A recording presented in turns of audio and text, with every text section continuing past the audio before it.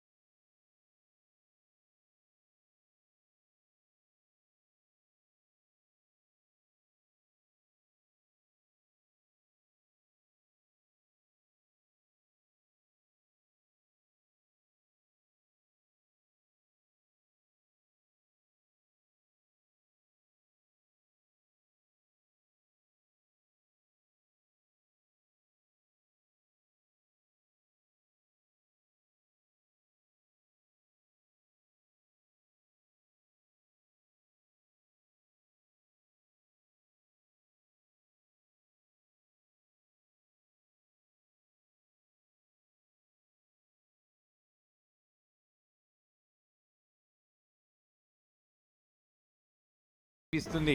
అంతిమంగా 175 స్థానాలు గెలిపే లక్ష్యమని ఆయన పిలుపిచ్చారు. విశేషం ఏమిటంటే జగన్ స్పీచ్ అయిపోయిన తర్వాత రాష్ట్రంలోని వివిధ ప్రాంతాల నుంచి వేలాది మంది పార్టీ కార్యకర్తలు ఇంకా సభాస్థలికి చేరుకుంటూనే కనిపించారు. సుమారు 20 కిలోమీటర్ల మేర ట్రాఫిక్ జామ్ అయిందంటేనే పరిస్థితి అర్థం చేసుకోవచ్చు. ఒంగోలులో టీడీపీ నిర్వహించిన మహానాడుకు పెద్ద ఎత్తున జనం వచ్చారని ప్రచారం చేసిన టీడీపీ మీడియాకు ఒక రకంగా వైసీపీ ప్లేనరీ షాక్ ఇచ్చిందని చెప్పవచ్చు. ప్లేనరీకే ఇన్ని లక్షల మంది వస్తారని వారు ఊహించి ఉండకపోవచ్చు. దీంతో పోలిస్తే మహానాడు వెలవెలపోయినట్లయింది. ఎన్నికల సమయంలో ఇలా జనం తరలి వస్తే ఎన్నికల మూడ్ అనుకోవచ్చు. కానీ ఇంకా 2 ఏళ్ల సమయం ఉండగా జరిగిన ఈ ప్లేనరీకి ఇంత భారీగా కార్యకర్తలు వచ్చారంటే దాని అర్థం ప్రజల్లో వైసీపీకి ఆదరణ చెక్కు చెదరలేదని తేలుతుంది. ఇంత భారీగా వచ్చినంత మాత్రాన గెలవాలని ఉందా అన్న ప్రశ్న రావచ్చు. కానీ వచ్చిన వారు స్పందించిన తీరు ముఖ్యం. ఆ విషయంలో జగన్ స్పీచ్కి కానీ మాజీ మంత్రులు పేర్ని నాని, కొడాలి నాని, అనిల్ కుమార్ యాదవ్ వంటి వారు మాట్లాడినప్పుడు కానీ జనం హర్షధ్వానాలు చేసిన విషయాన్ని కూడా గమనించాలి. అందులో వైఎస్ఆర్ కాంగ్రెస్ పార్టీకి 100కు 100% మార్కులు పడతాయి. పార్టీ ప్రధాన వేదిక ఉన్న శిబిరంలో ఎంతమంది కార్యకర్తలు ఉన్నారో అంతకు పలు రెట్ల మంది బయట ఉండడం, రోడ్లన్నీ జనంతో కిక్కిరిసిపోవడం స్పష్టంగా కనిపించింది. మాజీ మంత్రి పేర్ని నాని జరగబోయే ఎన్నికలు జగన్ కేంద్రంగా జరుగుతాయని, ఎమ్మెల్యేలు ఎవరూ శాశ్వతం కాదని, కార్యకర్తలే కీలకమని, వారిలో అసంతృప్తి ఉండబోదని చెప్పడం ద్వారా పార్టీ శ్రేణులకు ఒక స్పష్టమైన సందేశం పంపించారని అనిపించింది. అదే సమయంలో ఫైర్ బ్రాండ్గా పేరొందిన మరో మాజీ మంత్రి కొడాలి నాని ప్రసంగించనున్నారని ప్రకటించగానే సభికుల్లో వచ్చిన రియాక్షన్ చూస్తే ఈయనకు ఇంత ఫాలోయింగ్ ఉందా అన్న ఆశ్చర్యం కలుగుతుంది. తొలి రోజు పార్టీ గౌరవాధ్యక్షురాలు విజయమ్మ రాజీనామా ప్రకటన సంచలనాత్మకంగా ఉందని చెప్పాలి. ఆమె చెప్పిన తీరు, వివరించిన కారణాలు 2 రోజుల పాటు సమావేశాల్లోనే జగన్ చెంతనే కూర్చోవడం ద్వారా తమ కుటుంబంలో ఎలాంటి విభేదాలు లేవని తేటతెల్లం చేసినట్లయింది. ఇది కూడా టీడీపీ మీడియాకు నిరాశ మిగిల్చింది. విజయమ్మ ప్లేనరీకి రాకుండా రాజీనామా ప్రకటన చేస్తారేమోనని, ఒకవేళ వచ్చినా ఆమె రాజీనామా పార్టీలో ప్రకంపనలు రేపుతుందని వారు ఆశించినా ఆమె మాత్రం చాలా హుందాగా కుమారుడి పట్ల తన ప్రేమాభిమానాలు కనపరుస్తూనే తెలంగాణలో తన కుమార్తె షర్మిలకు అండగా ఉండడానికే అని వివరించడంతో పార్టీకి సమస్య రాకుండా పోయింది. జగన్ను పార్టీ శాశ్వత అధ్యక్షుడిగా నియమావళి సవరించుకోవడం కూడా ఆసక్తిగా ఉంది. గతంలో కరుణానిధి కూడా తమిళనాడులో ఇలాంటి పదవిలోనే ఉన్నారని చెబుతున్నారు. నిజానికి ప్రాంతీయ పార్టీల్లో అధ్యక్షుడు సాధారణంగా చాలా కాలం ఒకరే ఉంటారు. జాతీయ పార్టీ అయిన కాంగ్రెస్లో సోనియా గాంధీ గత 23 ఏళ్లుగా అధ్యక్ష స్థానంలో ఉన్నారు. ఇది దాదాపు శాశ్వత అధ్యక్ష పదవి అన్నట్లు కాకుండా మరొకటి అవుతుందా? అంతదాకా ఎందుకు? ఎన్టీఆర్ తన కుటుంబమే తనను దారుణంగా అవమానించి తొలగించేంత వరకు ఆయనే టీడీపీ అధ్యక్షుడిగా ఉన్నారే. ఆ తర్వాత ఆ స్థానాన్ని ఆక్రమించిన చంద్రబాబు ఉమ్మడి ఏపీ విభజన వరకు టీడీపీ అధ్యక్ష పదవిలోనే ఉన్నారే. విభజన తర్వాత జాతీయ అధ్యక్ష పదవి క్రియేట్ చేసుకుని కొనసాగుతున్నారే. అంటే 27 సంవత్సరాలుగా ఆయన అధినేతగా ఉంటున్నారన్నమాట. కానీ చంద్రబాబు మాత్రం వైసీపీలో శాశ్వత అధ్యక్ష పదవి ఏమిటని ప్రశ్నిస్తున్నారు. చంద్రబాబు తానేమో ఎన్నికైనట్లు 2 తెలుగు రాష్ట్రాల అధ్యక్షులను నియమించినట్లు నాటకీయత నడుపుతున్నారే తప్ప తానేమీ జాతీయ అధ్యక్ష పదవి నుంచి తప్పుకోవడం లేదు. ఇక్కడే చంద్రబాబుకు జగన్ కు తేడా తెలుస్తుంది. చంద్రబాబు ప్రతిదాన్ని మాయ చేయాలని అనుకుంటారు. జగన్ ఫెయిర్గా పారదర్శకంగా ఉండాలని అనుకుంటారు. అందుకే బహుశా ఈ శాశ్వత అధ్యక్ష పదవి ఏర్పాటు చేసుకుని ఉండవచ్చు. ఇక తీర్మానాల గురించి వస్తే నవరత్నాల గురించి బాగా ఫోకస్ పెట్టారు. సమయాభావం వల్ల అన్ని తీర్మానాలపై వక్తలు పూర్తి స్థాయిలో మాట్లాడలేకపోయారు. ఏది ఏమైనా తమ పార్టీ మహానాడు హిట్ అయిందని టీడీపీ నేతలు సంకలు గుద్దుకుంటున్న సమయంలోనే వైసీపీ ప్లేనరీ సూపర్ హిట్ అవడం ద్వారా ప్రజలు ఎటువైపు ఉన్నది మరోసారి తేలిందని అనుకోవచ్చు.